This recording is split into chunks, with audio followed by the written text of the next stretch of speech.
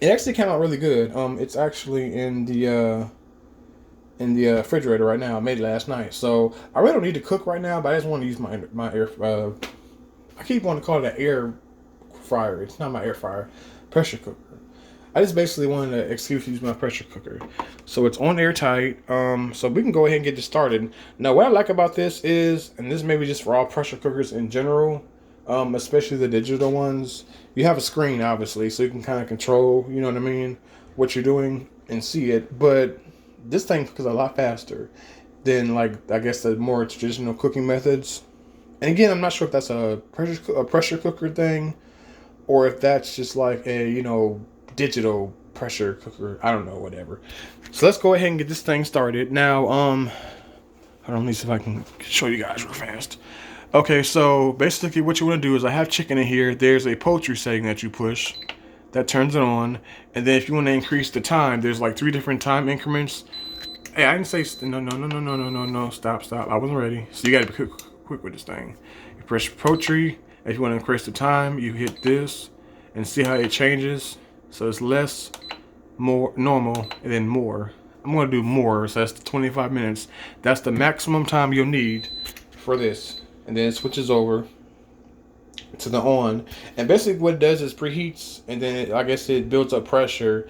Now that part takes kind of like maybe 10 minutes or so, but it won't start the time that it showed you until that part is done. So it's totally automated. You don't have to do no guesswork or do no number figuring out or nothing like that. So it's on right now. It's preheating. It's on high. That's just from what I understand. So I'm not gonna tell you every like little like detail or whatever because I don't know all that stuff. I just know how to operate it without like blowing my house up. So yeah. So I will definitely be back in. I think it's at 25 minutes. You don't have to check it or anything like that because, like I said, it's like a cooking or cooker. Excuse me. So like you gotta I said watch it or anything like that. If you know what you're doing, then you're good to go. So this is one of those things where you just literally set it and forget it. You know what I'm saying? Don't go to sleep because that's still dangerous.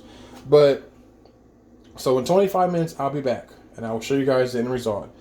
Um, if you guys are just watching this video from this point, this is my Ambiano pressure cooker review, cooking tutorial, something like that, whatever you guys want to call it. So I'll be back in 25 minutes. I also try to come up here before the time is up so I can kind of show you what it does. Oh, well, this is different steps that it does, if I can remember. Oh, before I forget, another reason why I want to cook my like chicken or whatever is because I have side dishes in there from the other pressure cooker meal that I made. I have rice in there, like, and this is like an excess amount of like rice and macaroni and cheese. So yeah, like I need to kind of get that out the refrigerator because I have also have a when I made spaghetti last night. So there's a lot of food in there. So I got to cook for at least probably the next week, if not longer. So I'll be back whenever either the chicken gets done, or I catch it on one of its little like cycles or whatever. Okay, so I just heard a beep or whatever. I wanted to show you guys basically what the next like I guess step was. Before it was preheating or whatever, coming to pressure. Now it's switched over to the cooking process. So now it's cooking. And I like how it shows you like the actual process. It's kind of like a tracker at the bottom. I really like that. So now it's actually cooking, and the timer that we set earlier, the automated timer or whatever, it's just now starting. So you don't lose time waiting for the thing to preheat or whatever.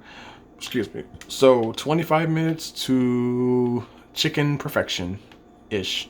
Um, I want to say this comes out too because the other time when I cooked chicken, I think I put too much water in it, and it didn't come out like soup, but it came out like I don't know. It wasn't as favorable for me as my normal chicken that I make.